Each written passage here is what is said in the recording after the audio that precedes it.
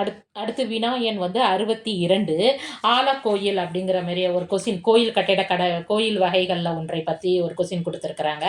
அதில் வந்து ஆனை கோயில் என்பதன் மறு கரெக்டுங்க. கோயில் கட்டட வகைகளுள் ஒன்று கரெக்டு. திருவொற்றியூர் பக்தவச்சல ஈஸ்வரர் கோயில் இப்பெயரெல்லாம் குறிப்பிடப்படும், அதுவும் கரெக்டு. ஆலமரத்தினால் கட்டப்பட்ட கோயில், அது மட்டும்தாங்க தவறு.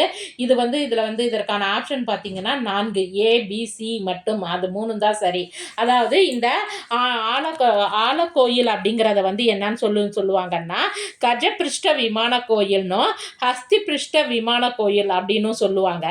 இதே மாதிரியான கோயில்கள் வேற எங்கெங்க, அதாவது திருவொற்றியூர் தவிர வேற எங்கெங்க இருக்குது அப்படின்னு சொல்லி பார்த்தீங்கன்னா திருக்கொச்சூர், வட திருமுல்லை வாயில், திருவேற்காடு ஆகிய இடங்கள்லையும் இந்த மாதிரியான ஆலக்கோயில்கள் இருக்குது அப்படின்னு சொல்லிட்டு சொல்றாங்க. அடுத்து சில நம்ம அடுத்து வினா எண் 63 துறைமுக பட்டினங்களும் முக்கிய வாணிப பொருட்களும் அப்படின்னு சொல்லிட்டு பார்க்கலாம். அதாவது அரிக்கமேடு அப்படின்னு சொல்லி பார்த்தீங்கன்னா மதுச்சாடிகள் அப்படிங்கிறது அங்க கிடைச்சிருக்குது. இங்க வந்து என்ன இருக்குதுன்னு சொல்லி பார்த்தீங்கன்னா வந்து வண்ண தொட்டிகள், அந்த மாரியான, அதாவது யவனர்களினுடைய வண்ண தொட்டிகள், இந்த மாரியான இதெல்லாம் இருக்குது. அதாவது தொண்டிங்கிறது பார்த்தீங்கன்னா ஆரம், அடுத்து கொற்கைங்கிறது வந்து பார்த்தீங்கன்னா முத்து, அடுத்து எயிர்பட்டினம் அப்படிங்கிறது விரை மரம். அதாவது விரை மரம் அப்படிங்கிறது என்னன்னு சொல்லி பார்த்தீங்கன்னா விரைந்து செலுத்துகின்ற கப்பல்களை தான், வணிக கப்பல்கள் தான் விரை மரம் அப்படின்னு சொல்லிட்டு சொல்றாங்க. அப்ப இதற்கான வந்து இது என்னன்னு சொல்லி பார்த்தீங்கன்னா ஆப்ஷன் வந்து 3 அப்படிங்கிறது வருது. அரிக்கமேடுன்னு சொல்லி பார்த்தீங்கன்னா மது ஜாடிகள், தொண்டிங்கிறது வந்து ஆரம், கொற்கைங்கிறது முத்து, எயிர்பட்டினம்ங்கிறது விரை மரம். அடுத்து வந்து பார்த்தீங்கன்னா இது சீரா புராணத்தில் வருகின்ற படலங்களை வந்து பொருத்தி காட்ட சொல்லியிருக்கிறாங்க. அதாவது அமுரா படலம் அப்படிங்கிறது வந்து என்னன்னு சொல்லி பார்த்தீங்கன்னா செங்கோல் என்னும் கொழுங்கொம்பில் அப்படிங்கிறது ஆரம்பிக்குது. ககுப்பு வதை படலம்ங்கிறது துய் நம் நபி இராசுல் வல் மாநகர் அப்படிங்கிறதுல இருக்குது. சுகுரா படலம் அப்படின்னு ஆரம்பிக்குது. சுகுரா படலம்ங்கிறது பொன்றினன் என தமது உலகு எரிந்து அப்படின்னு.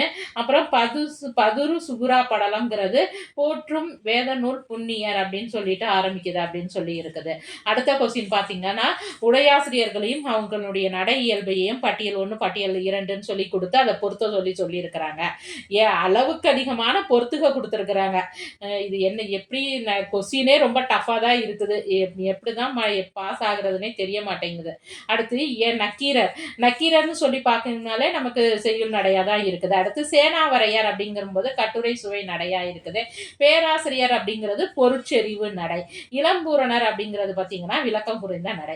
இதுல வந்து இந்த சேனாவரையருடைய நடை அப்படின்னு சொல்லி பார்த்தீங்கன்னா தர்க்க நடையில இருக்கும். அதாவது வினா எழுப்பி விடை அடிக்கிற மாதிரியான தர்க்க நடையில இருக்கும். இவருடைய நடைகள்ல வந்து பார்த்தீங்கன்னா வடமொழி எழுத்துக்கள் அதிகமாக இருக்கும்.